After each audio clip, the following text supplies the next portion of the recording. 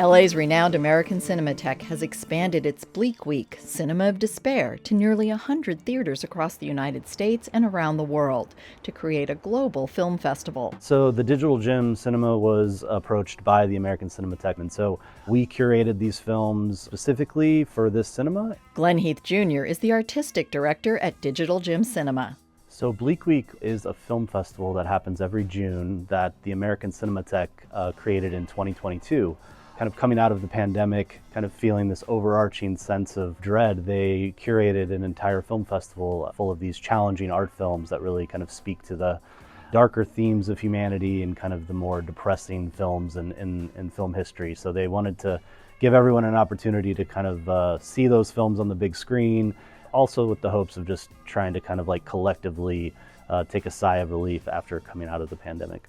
Bleak Week is obviously not for everyone, but if you're like me and love films that embrace the darkness with fearless artistry and sometimes breathtaking beauty, then this is the festival for us. For the festival's opening night on Friday, Heath programmed Nicolas Roeg's horror masterpiece, Don't Look Now. Because its imagery, its approach to gothic and psychological horror really has stuck with me over the course of the last 25 years and has only been kind of more pronounced ever since I became a parent, because it's about kind of the psychological horror of losing a child. So it stars Donald Sutherland and Julie Christie. It's one of the kind of the seminal films from the 1970s.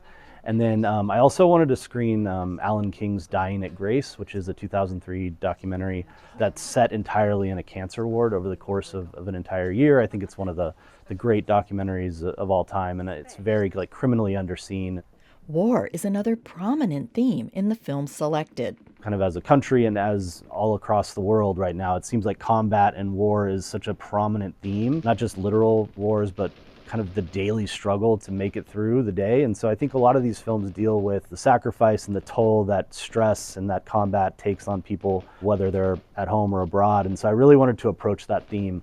You've got the war films by Andrzej Wajda, and then you've got Fires on the Plain by Ko Nishikawa, which is a war film. And The Red and the White is kind of the ultimate, which really is kind of one of the most harrowing war films ever. If you attend the festival, you'll receive this cool passport made by cinema associate Lori Pina. And remember to get it stamped so you can receive prizes for being an adventuresome filmgoer willing to travel to dark terrain. Bleak Week runs from Friday through June 11th.